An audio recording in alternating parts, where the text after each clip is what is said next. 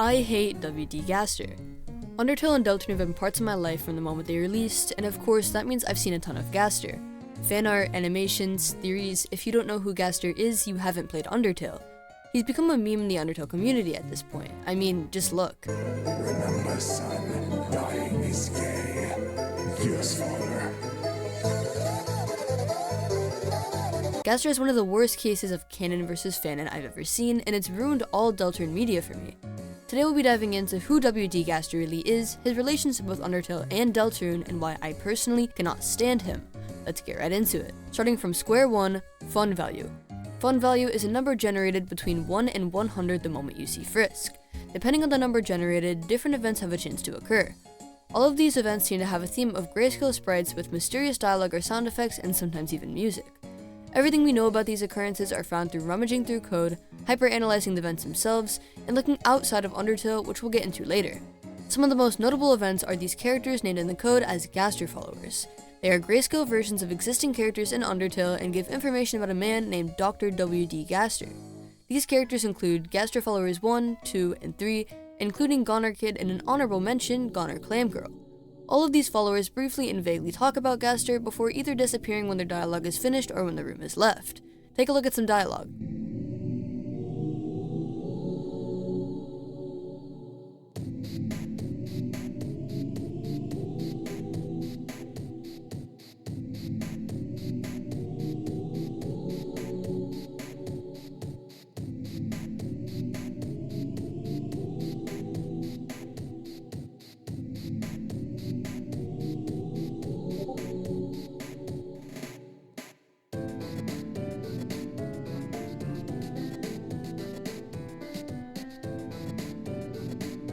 For those who may not have caught it, Gaster was the royal scientist before Alphys and created the core before falling into it. After his death, he was supposedly shattered across time and space, and according to this guy is watching us? Now on to entry number 17, the number one most confusing by far. If you exploit the code and teleport into room 264, a series of dialogue will play, said by what is believed to be Gaster himself. This writing is in a font called Wingdings, which is what we think the WD and WD Gaster stands for. The translation reads, "Dark, darker, yet darker. The darkness keeps growing, the shadows cutting deeper, photon readings negative. This next experiment seems very, very interesting. What do you two think?" The kicker is this room is in fact titled _Gaster. Many of you might also know that Gaster is generally accepted to be part of the skeleton family. This is mainly because he looks like a skeleton, but it's also valuable to note that the WD in his name continues the theme of skeletons being named after the font they speak in. Other than the followers, there's one main event that causes people to speculate: Mystery Man. If your fun value is at 66, there's a 10% chance a grayscale door will appear in Waterfall, and upon going through the door, you're met with this sprite. If you interact with it, its face changes a bit before playing a spooky noise and disappearing. One thing to note is that this noise is the exact same noise that the Gaster followers play before disappearing, so they're obviously related. This man is widely believed to be Gaster despite no hard evidence. A big reason why people think this way is because he appears at a fun value of 66, and in the code, Gaster actually has stats listed as all 6s. I think it's a bit obvious considering the gray door, fun value, and sound effects, but there still is a possibility this is not him, I won't deny that. Now, keeping all this in mind, what does any of this have to do with Deltarune? Toby Fox has a tendency to correlate characters through music. She's Playing Piano uses Alphys' theme, Asgore uses Toriel's theme, and so much more. There's a reason why Undertale is known for its soundtrack, so when I opened up Deltarune for the first time and heard, it was a bit jarring. Now one thing I didn't mention about Gaster was his music. After defeating Papyrus, if your fun value is set to 65, the room above the Snowden box has a chance to be the sound test room, where a number of unused tracks can play. One being Gaster's theme, which when turned on cannot stop from playing even if other tracks are selected. This track is extremely similar to another hymn, the first song in Deltarune. Listen.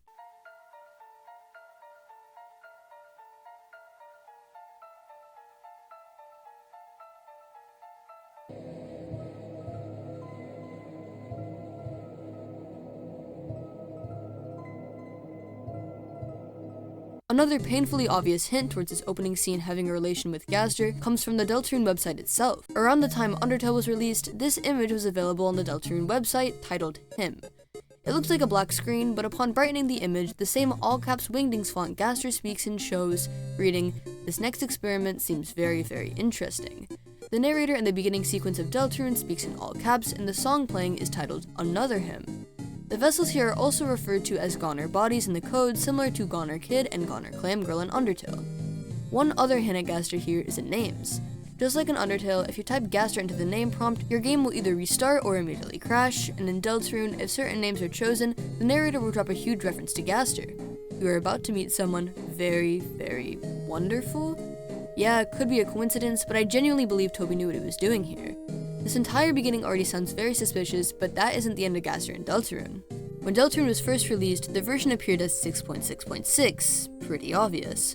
Another thing to note that I have no idea is even relevant or not is that a huge plot point of Deltarune is the Angel's Heaven, and Gaster is a theme of 6 repeating, just something to think about.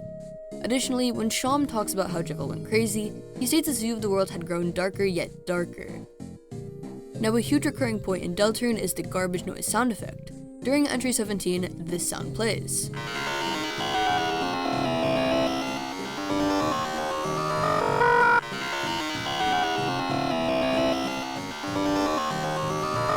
This sound carries over to the bunker in the overworld, where if sped up 666%, will play the exact same noise. Why I mention this though was Spamton. The Edisons tell us about what happened to Spamton, how one day he hit off, and for some reason was always on the phone with somebody. When he was evicted from Queen's Mansion and his phone was picked up, the same garbage noise sound played. I normally would think of this as a coincidence, but the bunker 100% proves this was intentional, and the sound isn't in Deltarune for nothing. Now with all of this information, we can conclude that Gaster is an important part of both Undertale and Deltarune, and I cannot deny that Gaster will undoubtedly be a recurring character throughout Deltarune. So what's so bad about him? In my opinion, Toby has never made a bad character. Gaster at his core, is an amazing character. You know just enough about him to speculate, but not enough to confirm literally anything. We don't even know what he looks like. Now, not to be one of those videos, but it's the fandom. Wait. I'm not gonna sit here and talk about how cringe people were in 2016, I could say that for literally any video game ever. What I hate is how he's portrayed.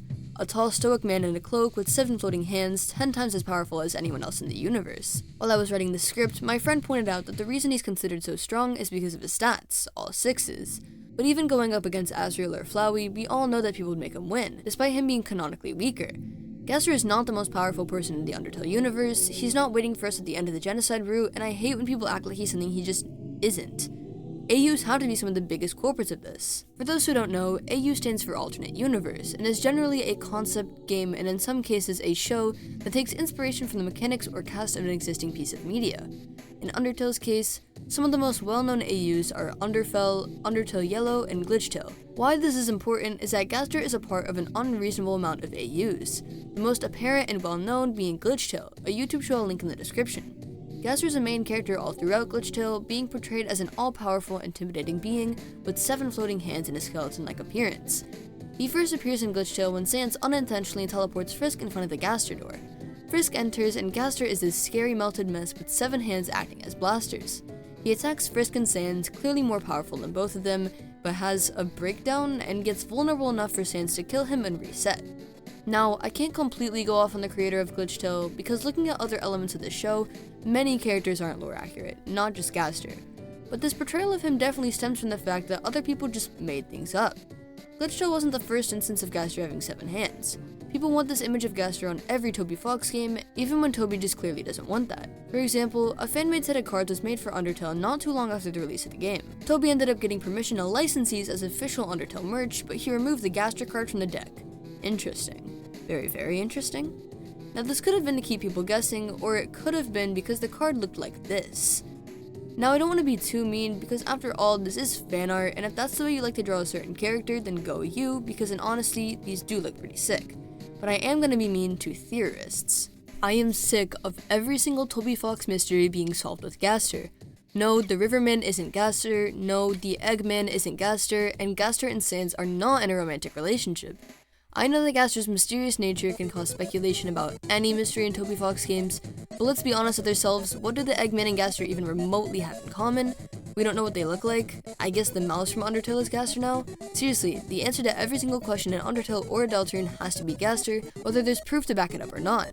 Now let me be clear that I don't necessarily agree or disagree with any of the examples I'm about to state, but just a few theories are Gaster's a knight, Gaster made Jevil and Spamton go crazy, Gaster is the final boss of Deltarune, Gaster Undertale is a Darkner, Gaster is Eggman, Gaster is the Riverman, Gaster created the Undertale and Deltarune universes, and more. I do admit, some of these theories do have valid reasoning to back them up, but most of them are just downright ridiculous, and it's clear people are taking pure copium to deal with how long we've been waiting for answers. I used to be a lot more close-minded about all these theories and genuinely refused to believe Gaster was anything more than just a gag to keep you guessing. Recently, I've grown a liking for Gaster, but still stand by the fact that he's used as a cheap way to answer unsolved questions even if it makes no sense. Although I did just spend 7 minutes going off on how much I hated Gaster, I do want to mention some theories I genuinely like. The first being that Gaster is the knight. Now, I don't actually believe that Gaster is a knight, but before Chapter 2, Chris wasn't a reasonable candidate for the knight, and the nature of the Dark World, especially with Sham talking about how his view of the world grew darker yet darker, made this a good theory. The combination of the horse stable and the symbol for the egg and wingdings being the same movements of a knight in chess was something that did have me thinking, but when Chapter 2 released, this theory was pretty much scrapped. Another is that Gaster made Jevil and Spamton go crazy. Now we can't know for sure, but Spamton's phone playing garbage noise and Jevil becoming fully aware he's in a game after Sham said this just doesn't sit right with me. Now this one's kind of moving into bias territory just because the idea is cool to me, but that Gaster Undertale and Gaster Deltarune are different people. I'm not sure about this, considering that Gaster was shattered across time and space, he could have 100% been part of the two universes. Something about him.png and another him is just making me think. It doesn't really make that much sense though, because the original him.png is from the Deltarune website, so what would another him be another of? Two Gasters in one universe? Yeah, I don't think so. Lastly, this isn't a Deltarune theory, but I do think that the U2 in entry number 17 are Alphys and Sans. I'll show you why. Many people think that it's Sans and Papyrus because of all three possibly being skeletons, but most proof points towards Alphys, and between Sans, Papyrus, and Asgore, Sans is the most probable candidate. Before I start though, all of this information is assuming that the experiment in entry number 17 was the Mystery Machine. If it isn't, which there's a good chance it isn't, it could very well be anybody. If you reload the game enough times while being judged, you'll get the key to Sans' room. Once you do get to his room, you'll be able to grab another key leading to a secret door behind his house. Yes, this is real, look it up, don't dislike the video. Upon entering, there's a blueprint on the counter next to an extremely obvious object covered in a curtain. You can't actually look behind or remove the curtain, but the narrator tells you it's a broken machine. Since that was useless, looking inside these drawers, there's a photo of Sans looking happy with a group of people we don't know, a random badge, and blueprints that symbols cannot be read or handwriting we can't tell. The narrator tells us that these blueprints are to the giant machine in the room, and that's all we got. Sans is obviously involved with this machine, considering he's in the picture and the room is behind his house. Well, technically Papyrus and Sans' house, but Sans is the older brother after all. Gaster and Alphys are where it gets a bit tricky. The blueprint was described to hold symbols, wingdings, but then immediately suggested terrible handwriting, Alphys' handwriting. The symbols could have just been there for funny effect, further emphasizing how bad Alphys' handwriting really is, but Toby Fox definitely did this on purpose to throw us off. If this ended up not to be Alphys and Sans, that'd be embarrassing, but it just makes the most sense to me. I do genuinely hope we get answers to the Gaster questions in the future. I'm really excited to compare theories from when Undertale first came out to the final chapters of Deltarune. Although I so badly want everyone to be wrong about Gaster, take their theories down, and create YouTube apologies for the emotional distress caused, no matter who Gaster turns out to be, this image of him will always be relevant. There is nothing Toby can do. That's all for today's video. Thank you guys so much for watching to the end. If this video performs well, I'll create more content about Deltarune for chapters 3 and 4, so be sure to look out for that. Be sure to like and subscribe if you enjoy this kind of content, and check the description for footage credits. I'll see you guys next time. Bye!